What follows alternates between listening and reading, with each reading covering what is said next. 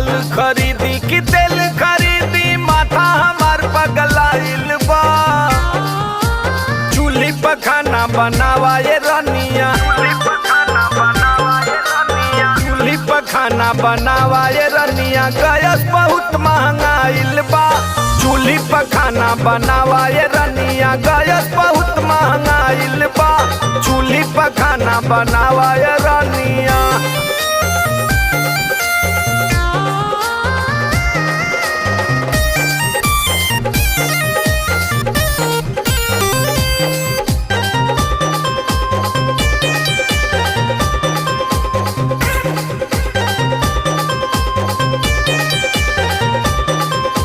कर्जा लिया चाहे खोदा तो कुआ, चूल्हे पे लागे बड़ी जोर धुआं।